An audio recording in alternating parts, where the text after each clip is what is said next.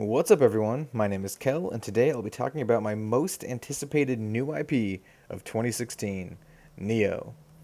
A lot of people don't even know that this game exists, which is a shame because it looks fucking sick. Consider this my small PSA to help bring about awareness for this awesome looking game. Nioh is described as a difficult and dark samurai action game from its developer Koei.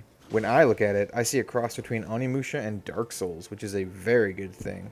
I just started following the game last year, but it has gone through multiple iterations and suffered through development hell since 2004. It's finally, hopefully, coming out this year, in 2016. The protagonist of the game is not in fact Geralt of Rivia, but one based on a real European samurai, William Adams. If you have the time, then I would probably look up William Adams, because he's a pretty interesting person throughout history. The devs have stated that Nioh is specifically designed for trial and error, and, I'm not sure how I feel about this yet. I hope it doesn't mean that there will be a bunch of cheap deaths out of nowhere. I know that they're channeling Souls here, but while the Souls series is challenging, it helps stem frustration by, being fair most of the time. Let's hope it's more like that in those regards.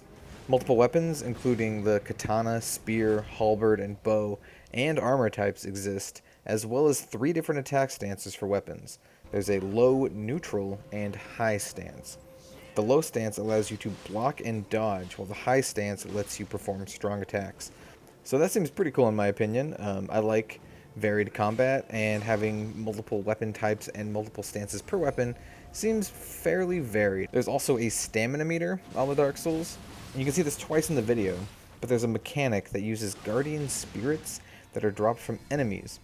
You can then use these spirits to buff yourself with various special techniques that have a limited duration. Scattered on the map, you can find shrines, which you can then use to level up and replenish your said guardian spirits. It looks like your spirits aren't fully consumed when you use them, so that seems pretty cool. Also scattered around are mounds with swords stuck in them, and these are basically the points where other players die. You can attack the mounds to fight a ghost zombie version of the dead player in order to get some presumably cool rewards. And I assume that this zombie version of the dead player is a fairly challenging enemy. Honestly, I can't wait for this game to come out. You can be damn well sure that I'll be covering it on the channel.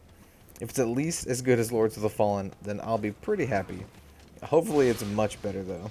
I'm a sucker for third-person action RPGs, and I haven't played a good samurai game in ages.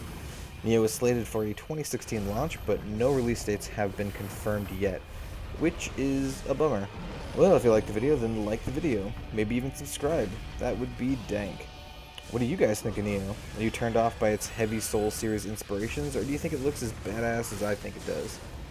Regardless of what you do, thank you very much for watching, and I hope to see you next time. Have a good one all. Bye bye.